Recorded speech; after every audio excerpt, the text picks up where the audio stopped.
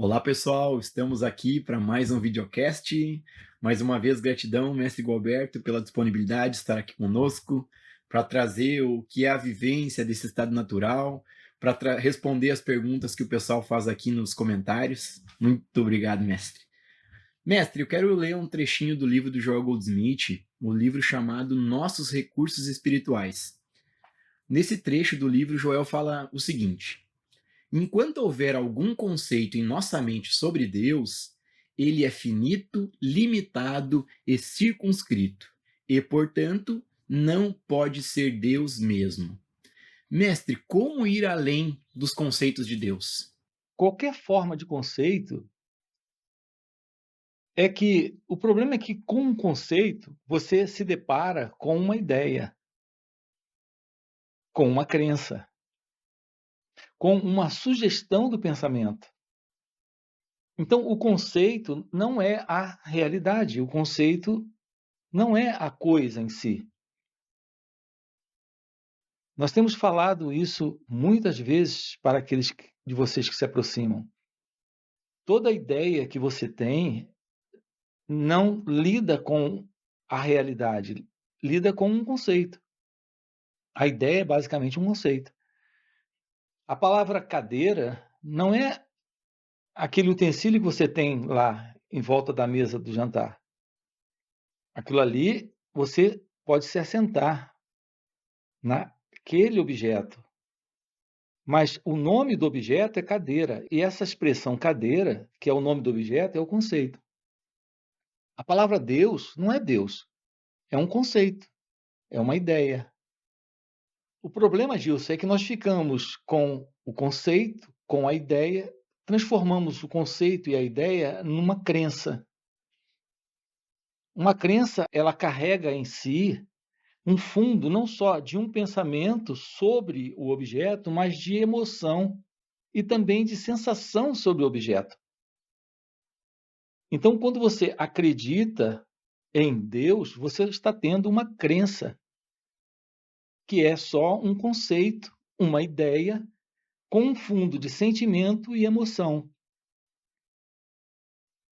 Se você fosse criado, tivesse nascido num país comunista, onde não lhe é ensinado sobre Deus, você não teria esse conceito de Deus. Como lá eles não têm o conceito de Deus e não têm qualquer sentimento ou emoção com relação a essa palavra. Se você disser, usar essa expressão para alguém criado dentro de uma cultura onde não é ensinado a realidade de Deus, lá a palavra Deus é só uma ideia, é só um pensamento que não faz o menor sentido para eles, porque não há sentimento e emoção envolvido nessa palavra. Aqui para nós tem. Então, nós temos que nos aproximar, como eu tenho dito muitas vezes, com bastante calma. A realidade divina, a realidade do ser, a realidade de Deus, aquilo que eu tenho chamado inominável, e eu prefiro chamar assim do que Deus, porque a gente chama Deus, cada um tem o seu. E é só um conceito mesmo de sentimento e emoção e de sensação muito pessoal. Tanto que as pessoas usam a expressão meu Deus de uma forma muito particular. Então, é uma experiência muito pessoal essa coisa de Deus para o eu. E é pessoal porque se baseia em uma crença, num sentimento, numa emoção e numa sensação relativa a uma imagem que você tem, que você criou.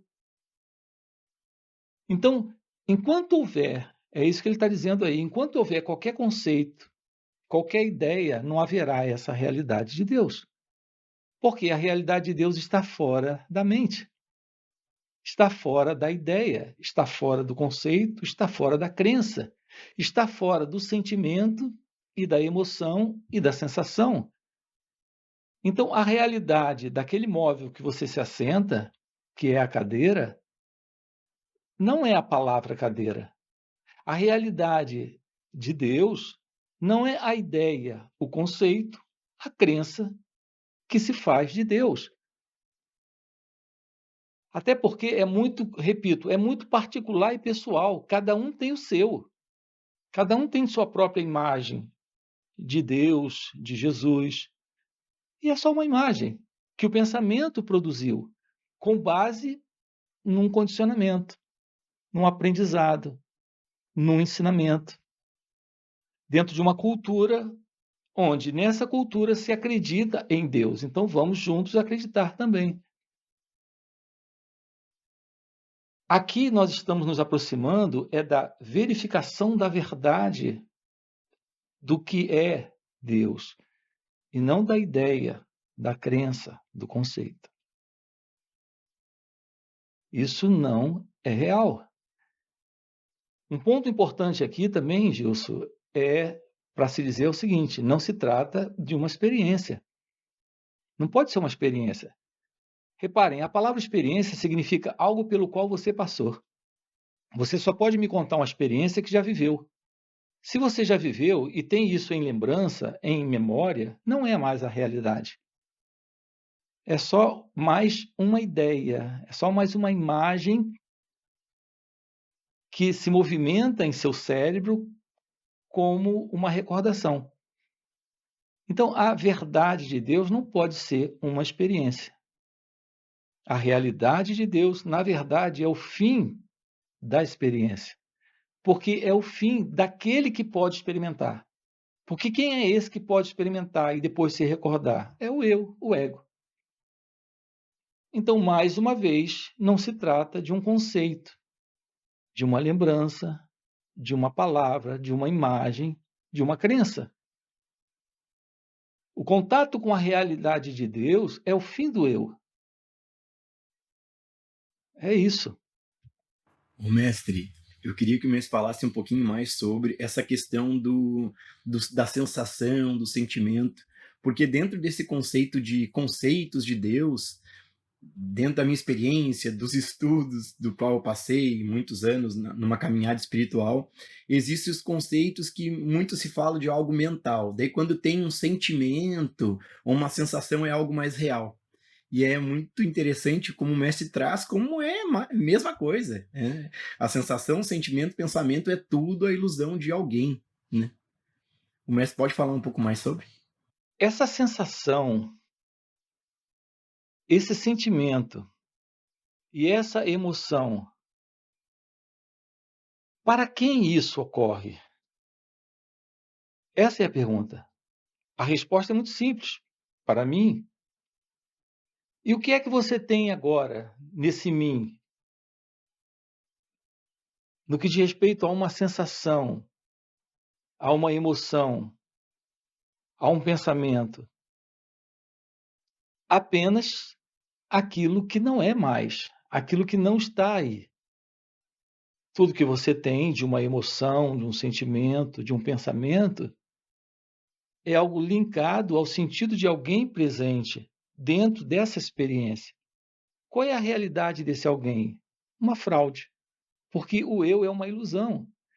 E aquilo que ele vivencia é parte daquilo que ele incorpora dentro de sua ilusão. Então não pode ser real. Nós temos dado, Gilson, muito valor à experiência, porque nós nos vemos como sendo experimentador. Quando começamos a trabalhar a questão do fim do experimentador, que é o fim do eu, paramos de valorizar experiências. É quando realmente podemos ter acesso a algo fora do experimentador, algo fora da própria experiência. A realidade não está no tempo, e é no tempo que está a experiência e o experimentador. Tanto está no tempo que pode ser relatado, pode ser contado, pode ser descrito, pode ser vivido e depois lembrado. Então é algo que faz parte ainda do conhecido. A realidade de Deus não é assim. A realidade dessa verdade é algo fora do tempo, é algo atemporal, é algo que está fora do corpo, da mente e do mundo, e, portanto, algo fora do conhecido. A beleza do contato direto com a verdade daquilo que é o seu ser é que não fica alguém para falar qualquer coisa sobre isso, porque não há nada para se dizer, porque não fica alguém para dizer algo sobre, porque não há o eu. Então, a realidade divina não é uma experiência. Não tem um experimentador. Não tem algo para ser conhecido, nem alguém para se recordar do ocorrido. Essa, Gilson, é a beleza da aproximação da meditação. Repare qual é a diferença entre nos aproximarmos daquilo que é real, que é a meditação, a real meditação é a meditação real, dessa assim conhecida prática de meditação. Por exemplo, quando nós praticamos a meditação, estamos ali. Por alguns momentos, você pode ter um espaço fora do tempo, mas isso ocorre também no dia a dia.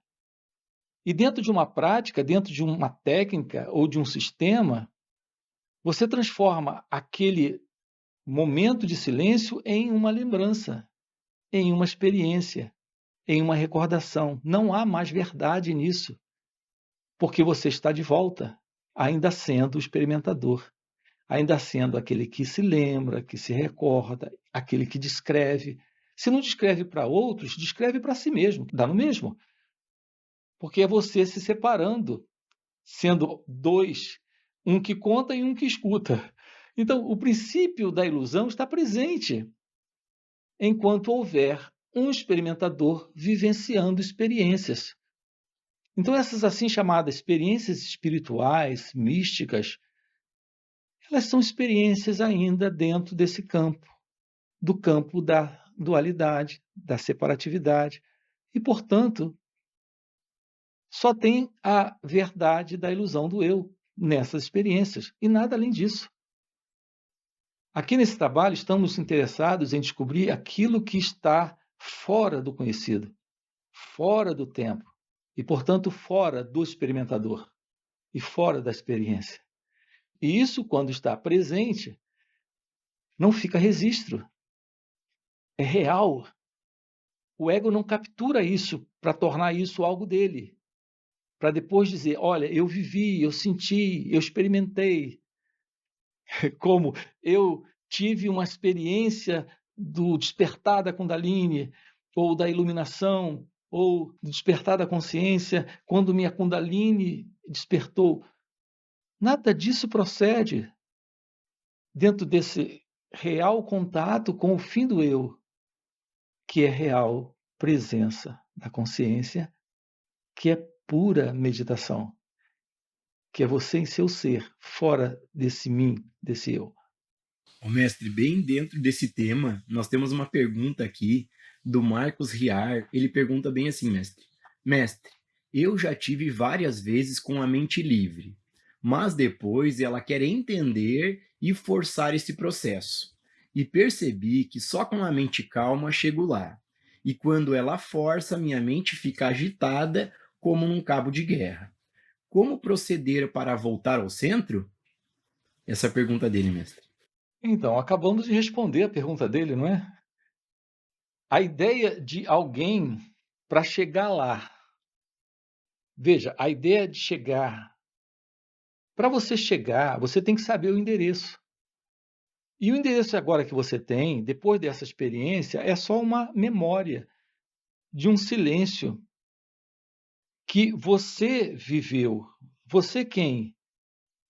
Quem viveu esse silêncio?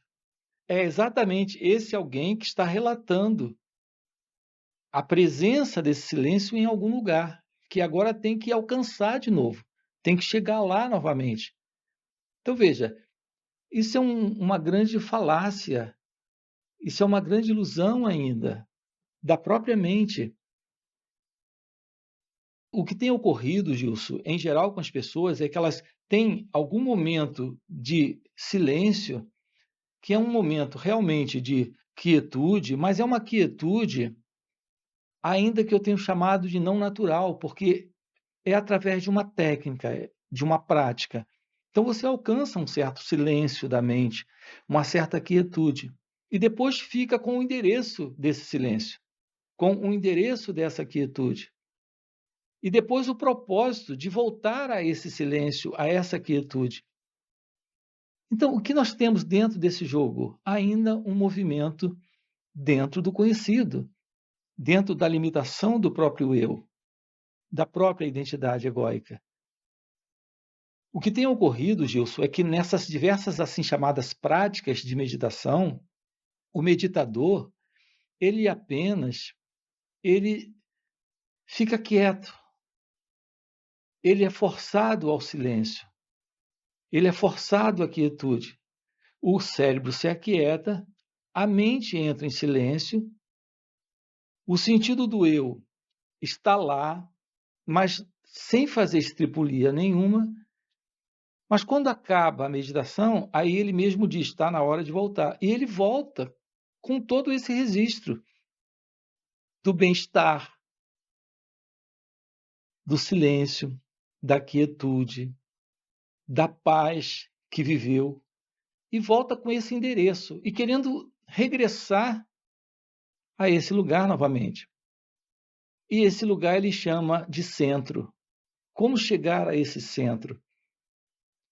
Temos que descartar isso tudo. Quando há real meditação, não há o experimentador.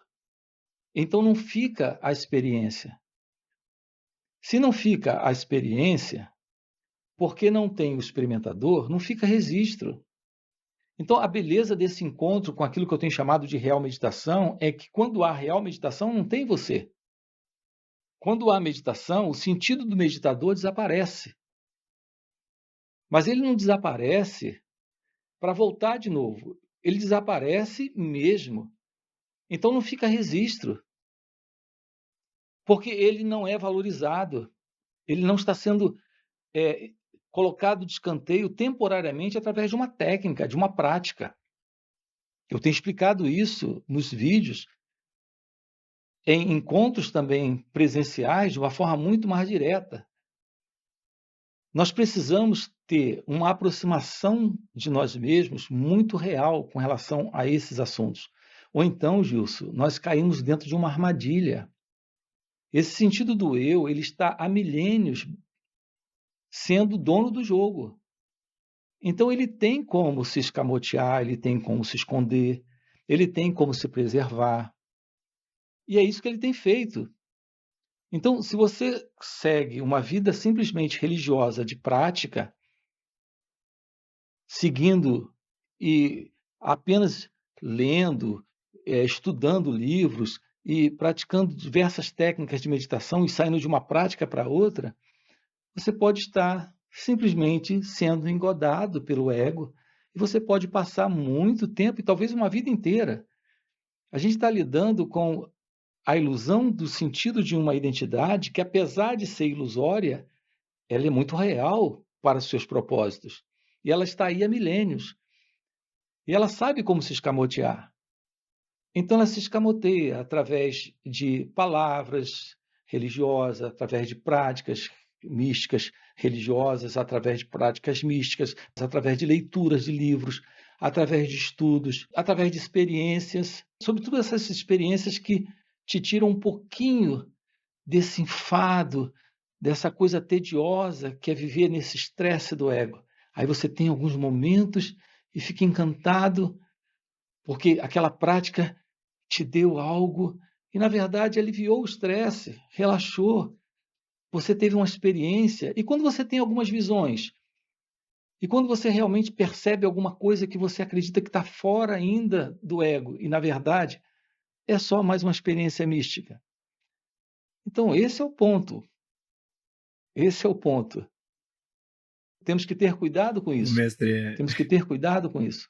o mestre, mas é muito fácil do ego ser enrolado com essas experiências. Eu me lembro quando eu me aproximei desse trabalho com o mestre, eu estava vivendo bem próximo que o Marcos comentou nessa pergunta. Eu tinha algumas experiências onde sentia uma quietude, uma paz, e aí voltava todo a aflição e essa dualidade de ser alguém, e daqui a pouco tinha uma experiência, só que o detalhe é que o ego estava lá naquela experiência, registrando ela, estando nela e gostando dela. E ele querendo se apegar àquela experiência. E com o passar dos satsangs, desses encontros com o mestre, nessa proximidade, o mestre vai varrendo, né, esse experimentar, esse pegar, viver uma experiência e pegar assim, a minha experiência. Porque é uma safadeza esse engodo que o ego dá, é incrível. Como ele toma posse da experiência dele, registra a memória e é uma memória gostosinha, que teve um prazer, teve um relaxamento, daí ele quer voltar para aquela experiência. E com o mestre, nessa aproximação, eu vejo que quando tem um estado de real meditação e satsang, que eu recebo isso do mestre, é algo que eu não tenho que falar depois, entendeu? Não sei, só sei que os retiros, o retiro do final do ano, mestre, que foi 7 dias. Quando começou o retiro, daqui a pouco terminou o retiro sabe? E aí, não tem muito o que falar, porque passou, entendeu? Então é muito engraçado como o ego não consegue pegar, tomar posse das experiências e estar presente. É fora do tempo, é uma graça. Ponto, Gilson, é que a gente, quando lida com a ausência do eu, que é a ausência do ego, estamos lidando com algo que não registra. O ego é aquele que registra. O ego é aquele que experimenta. O ego é aquele que guarda. O ego é aquele que cultiva. A nossa vida, o viver diário, linkado ao sentido de um eu presente, que é a vida do ser humano, ela é tão estressante, ela é tão aborrecida, ela é tão tediosa e ela é tão sofrida que qualquer coisa que tenhamos, que recebamos para temporariamente escaparmos de uma dor, de um sofrimento, a gente logo registra aquilo para buscar de novo. Então, o ser humano ele tem um comportamento muito viciado em fugir da dor pelo prazer. E quando você tem essa inclinação religiosa, você não foge para as drogas, você não foge para o álcool, você não foge para a traição do parceiro, da esposa, do marido. Você, quando tem uma inclinação religiosa, você foge para Deus. Mas ainda é uma fuga. Essas leituras que a gente não para de ler nunca, isso traz uma emoção, um sentimento. Essas práticas diversas de orações, de meditação, isso te dá um alento, te acrescenta algo que, na verdade, é maravilhoso.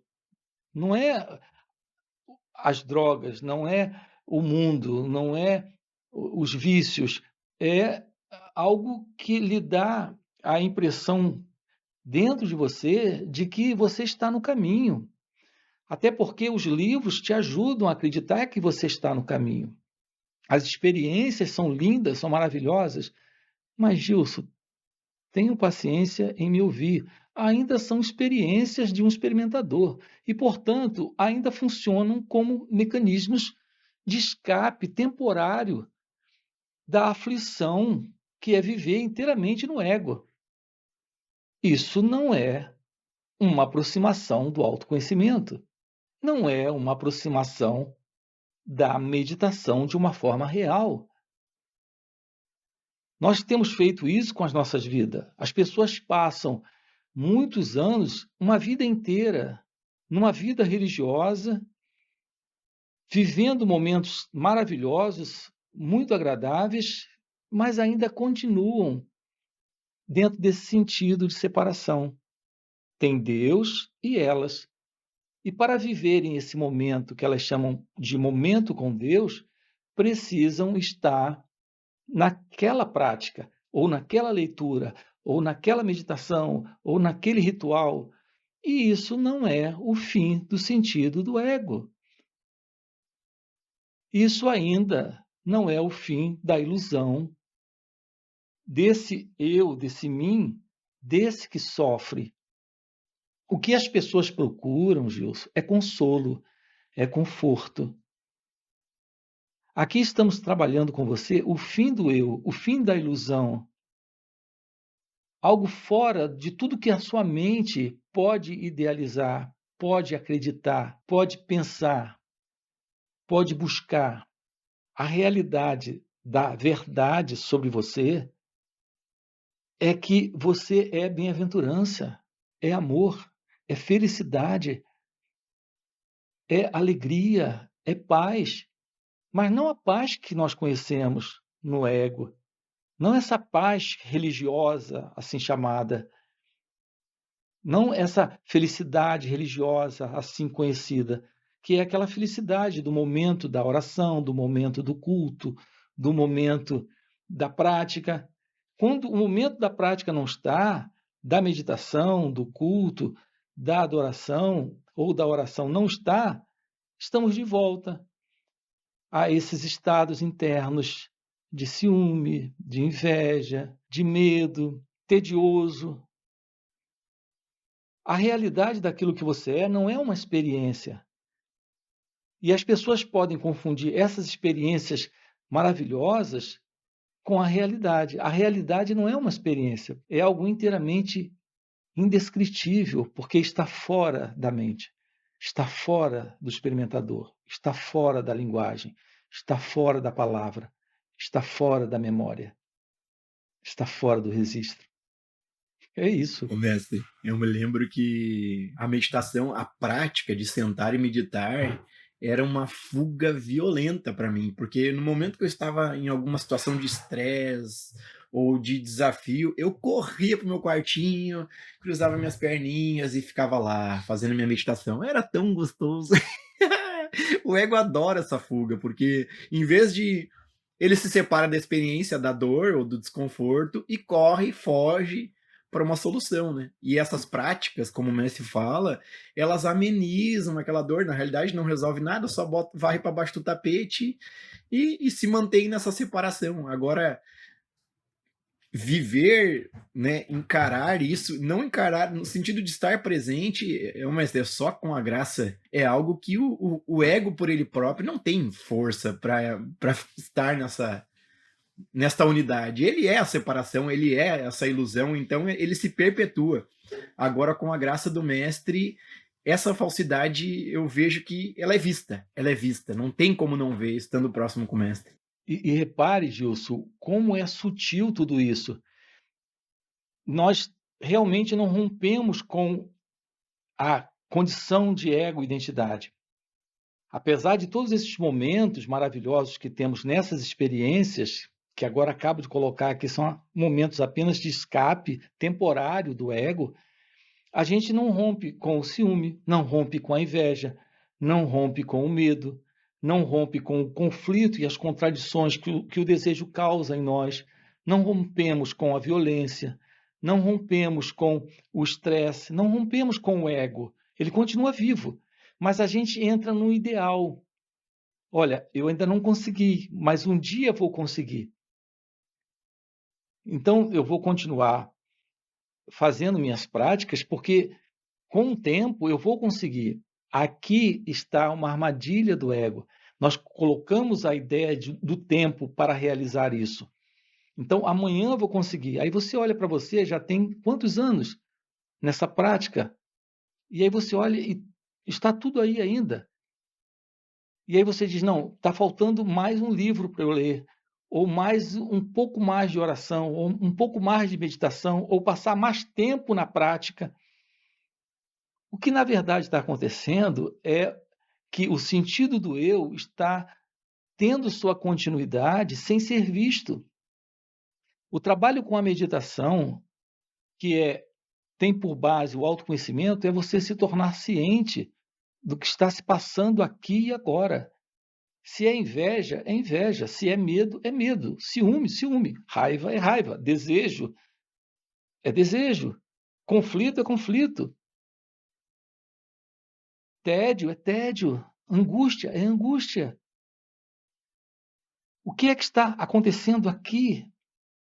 Deixa eu olhar para isso, deixa eu me tornar ciente desse estado interno, sem colocar uma identidade para lutar contra, para tentar me livrar ou fazer algo contra isso. Deixa eu observar esse movimento do eu, do mim. Olhar para isso é se aproximar. de uma forma vivencial daquilo que eu tenho chamado de autoconhecimento. Isso lhe dá a base para a verdade da meditação.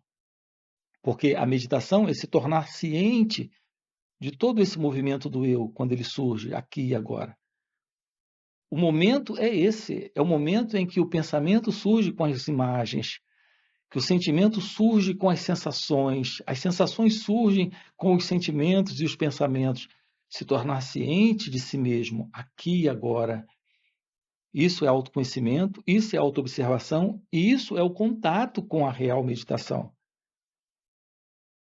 Olhar para isso e não julgar, não condenar, não rejeitar, também não se identificar, também não fugir, é se aproximar do descarte desse condicionamento psicológico, porque ele está sendo visto por essa inteligência, por essa consciência. É quando realmente você está aberto para o poder da graça, para o poder da verdade, trabalhar nesse corpo-mente, destruindo esse condicionamento que é cerebral. E está no próprio corpo também como condicionamento. Então, esse é o contato com a real meditação, esse é o contato com a verdade do seu ser. Isso não é fugir. Isso não é continuar estudando lá fora alguma coisa. É estudar a si mesmo, é observar a si próprio, é tomar ciência de si mesmo. Então, a gente tem muita teoria, já lemos muito, estudamos muito. Então, agora é hora de estudar a si mesmo. Observar suas reações, o que se passa aí. Observar esse fundo de condicionamento, observar todo esse processo do eu. Inclusive esse processo de fugir. Ô mestre, É isso. ô mestre, eu repito, acho que quase em todo videocast eu tô falando, as falas do mestre estão muito revolucionárias, porque no mundo, o que se diz, né, a fuga é exatamente para as drogas, ou para comida, ou para bebida. E aí o mestre fala: não, não, não é só isso, né? A fuga é para todo esse sentimento de separação, ou essa busca de vir a ser. Então a fuga para buscar Deus é a qualidade diferente de fuga, mas ainda esse euzinho, essa falsidade de ser alguém se mantendo viva. E isso é muito lindo, porque o ego não vê isso, né? Imagina, o ego fica um ego lustrado, bonito, porque agora ele está buscando Deus, ele está se dedicando, ele está lendo, e ele fica empoderado com isso. Só que é tudo muito sutil, mestre.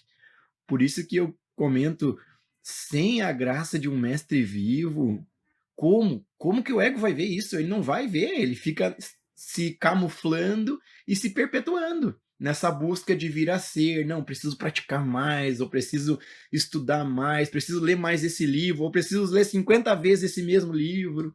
Um dia é uma malandragem, uma safadeza que não tem como o ego ver a si próprio. Ele se perpetua assim, né, mestre? Quantas pessoas falam, Gilson?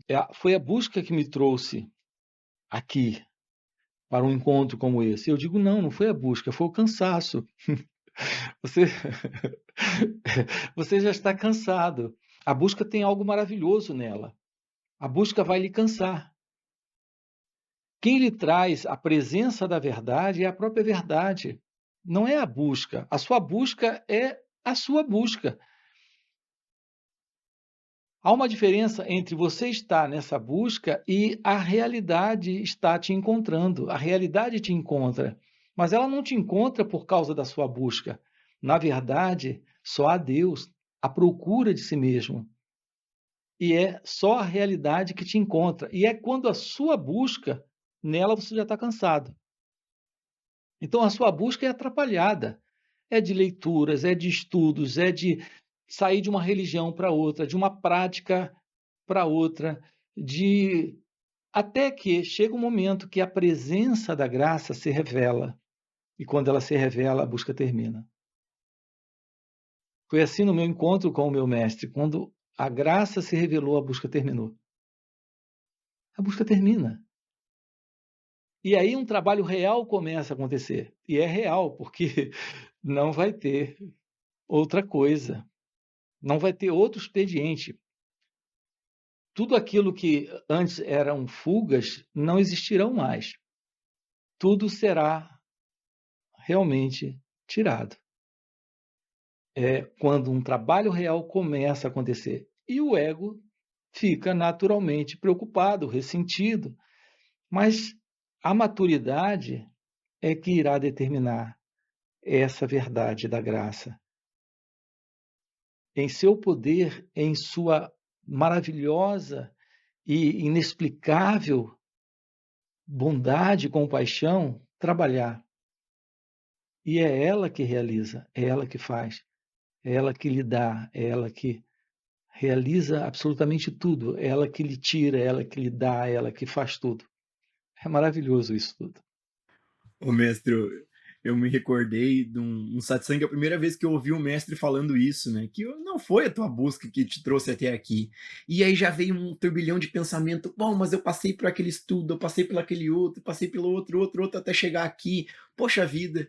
E aí demorou alguns satsangs até cair a ficha que, caraca, eu só atrapalhei. Eu fiz de tudo para atrapalhar essa graça chegar até a minha vida. E realmente chegou porque cansei. Nossa, estuda, medita. Quando eu não aguentava mais, estava exaurido de cansado, a graça As apareceu. pessoas ficam muito Fica aborrecidas mais. comigo quando eu digo isso. Eu As sei, pessoas mestre. ficam muito aborrecidas, muito Eu aborrecidas. fiquei também. Porque o ego, ele acredita que é ele que está fazendo Isso. tudo, inclusive na procura de Deus. Ele acha que é ele que está indo em direção a Deus. Não é isso, não. Ele faz de tudo para atrapalhar isso acontecer, né, mestre? Sim. Ô, mestre, mas já tá fechando nosso tempo aqui, então gratidão, mestre, gratidão por mais esse satsang. Fica o convite para quem não se deu a oportunidade de participar do intensivo de final de semana com o mestre. Esses videocasts, eles são interessantes, mas é só uma palhinha dessa real investigação que o mestre faz nesses intensivos, tanto online e ainda mais quando é presencial. Então, se tem algo que queima, ou se já está cansado, né? Mas se está cansado, a graça se apresenta. E aí, se o ego não traz um monte de resistências e malandragens para escapar, vem para satsang e se permite ser estraçalhado por essa graça, porque o ego ele vai morrendo. Tem o retiro aí, né, Gilson? Mestre, agora em julho, 10 dias de retiro. Uau, vai ser um intensivão de autoinvestigação. Então fique convite aqui no primeiro comentário, tem o link do WhatsApp. Ó, e deixa um comentário, deixa um like, se inscreve no canal, porque isso acaba. O YouTube reconhece que o conteúdo é relevante e distribui para mais pessoas. Mestre, gratidão. Valeu, pessoal. Até a próxima. Esta autoobservação pode fazer com que essa mente egóica seja deslocada e observada. E com isso há uma quebra de identificação com esse movimento, que é o movimento da mente. O que não acontece na meditação tradicional.